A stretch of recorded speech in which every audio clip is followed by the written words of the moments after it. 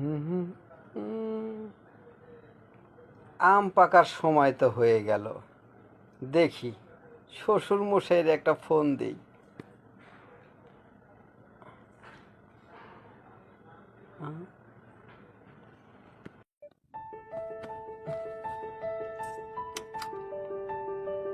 পাট পাট জামাই ফোন দিয়েছে, দেখি কি বলছে। হ্যালো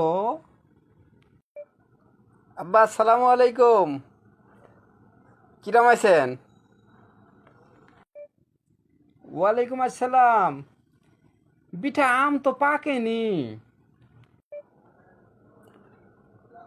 শিয়ানা মাল।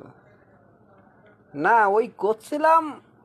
আপনার নাতির তো সামনের সপ্তাহ স্কুল বন্ধ হয়ে যাচ্ছে। ওই যে কয় না গ্রীষ্মকালীন ছুটি নাকি, তা আপনার মেয়ে করছিল মেলা দিন বাবার বাড়ি যাইনি, চলো না বাবার বাড়ি যা কয়েকটা দিন থেকে আসি আর কি।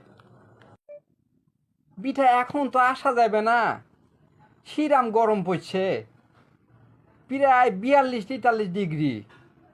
আমার বাসায় তো তোমার মতো এসি নাই কি। আবার মনে করো যে ওই কারেন্ট গেলে তো আর আসছে না, মহা যন্ত্রণা হয়ে যাবে, নাতিপুতি নিয়ে মহা সমস্যা হয়ে যাবে। এখন তুমি আইসো না বাপ। আমি অবশ্য সেটা বুঝেলাম যে এখন তোমার যাওয়ার দরকার নাই, যে গরমের গরম সাওয়াল পাল নিয়ে বিপদে পড়ে যাবে না। কিন্তু ওই যে নাসর বান্দা কিছুতেই বুঝবি না, কলে যে আমি নাকি টিকিটের টাকার ভয়ে পাটাবির চাচ্ছি না। তা কি আর করা, দিলাম টিকিট কেটে। বিঠা তুমি তো সব কিছু বুঝো, আমার মায়েটা হয়েছে একেবারে অবুঝ, ওর মায়ের মতোই। তা তুমি কি আর বুঝাতেই পারলে না সত্যি আসছো? হয়, আমরা সামনে শনিবার দিন সকলে মিলেই আসতেছি।